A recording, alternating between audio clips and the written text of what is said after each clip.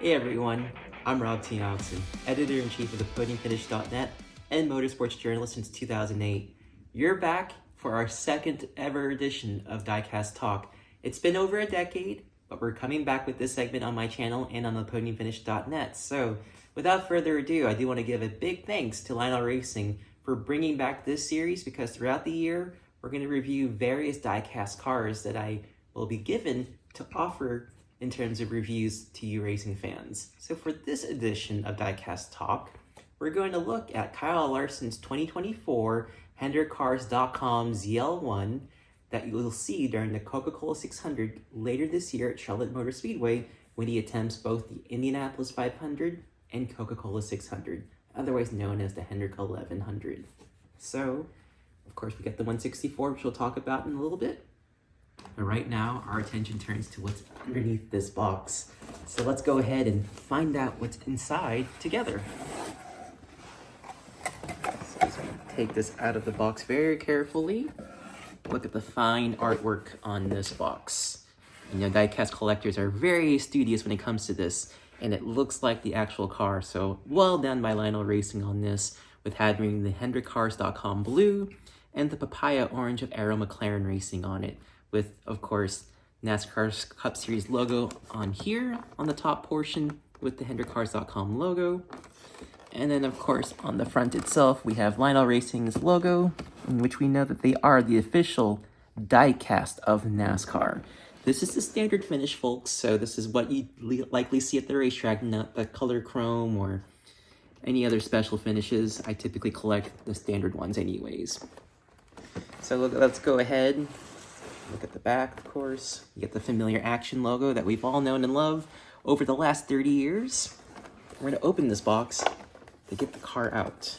So, very carefully, as you folks know, go underneath the box, the flap in the back, open it very carefully, and then we'll take it out of the box.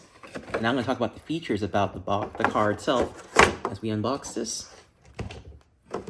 And take it out of its plastic shell.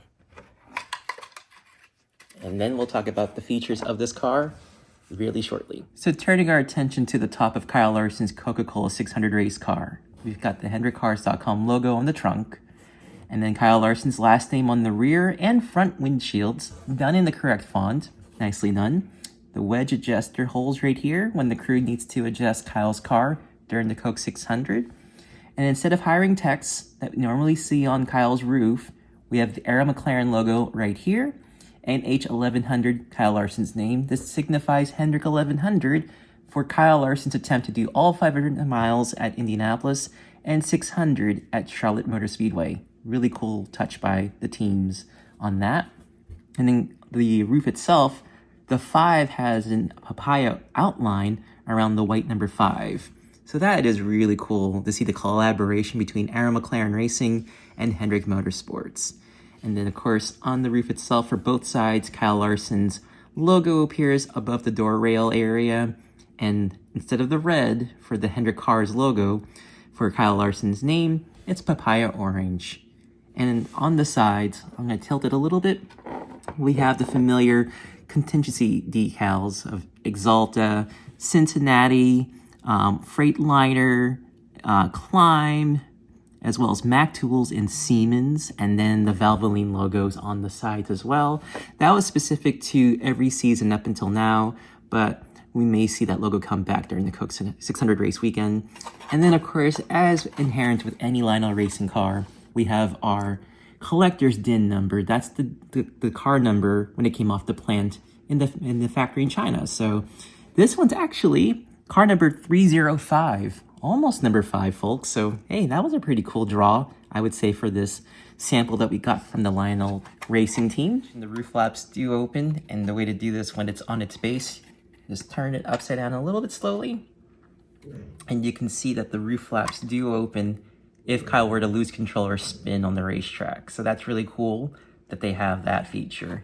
And the hood does open. Unfortunately, I can't open it because it's on its base.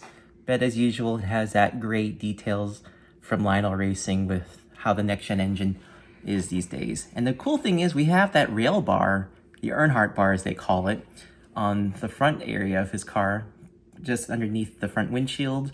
And then this little compartment right here, this hole, this keeps the driver cool, given how the next-gen cars run a little bit hotter than the previous generations of Cup stock cars. And of course, because Kyle drives a Chevrolet, we have our Chevrolet logo on the front windshield, and of course, Kyle's name right here. So all in all, I give this a 10 out of 10. This is a really slick paint scheme. If you're building your own diecast collection, or you're trying to get all your 2024 cars underway in your collection, I would say to definitely get this 124. You can't go wrong with it. And if you're a completionist, recently Lionel's actually released a double set of this particular car and his Indy car from Greenlight Collectibles. I will get that in an eventual review, but for now, this is just the stock car portion of it. And then, of course, we have his 164 right here that I'm going to take out of the box really carefully. So let me get this out. And then you can see the fine details on this particular car. So just putting it on its side, just as we did with the 124. I mean, if you basically shrunk the 124 car to make it 164, they're pretty much identical. The details are perfect on this one as well. Same details as this one, of course, a little bit smaller, and the nice touch with the 164 car. I'm going to put it a little bit closer.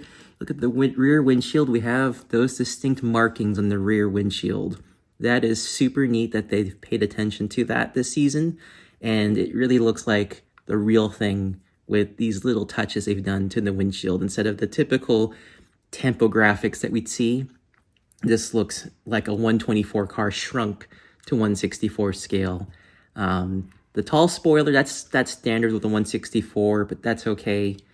All in all, this is just a beautiful looking diecast car. Everything on it, it just looks like it could race a Charlotte Motor Speedway if we could just increase its size 64 times bigger. If you're looking to get these cars in your collection, head on over to LionelRacing.com and you can get the 164 or 124 scale cars. Or if you're in Concord Mills in North Carolina or in Nashville's Opryland Store Mall, they also have that at the Lionel store in Nashville. So definitely well worth the purchases. Definitely add these to your collection. These are masterfully done by Lionel Racing, and it's an honor to go ahead and review this. The first of many cars that we'll get to do this year for Diecast Talk. So you can check out the links on the video description to see where you can get these as well. And I'm looking forward to doing more reviews from Lionel Racing's offerings this season. So hope you get to check this out. And as always, go ahead and like this video and subscribe. Share this with your friends, because I want to do more of these diecast talks with you folks, in addition to my content on the podiumfinish.net. So, of course, I'll see you around, folks. I'm Rob Tiongson from the podiumfinish.net. Go and collect some diecast cars.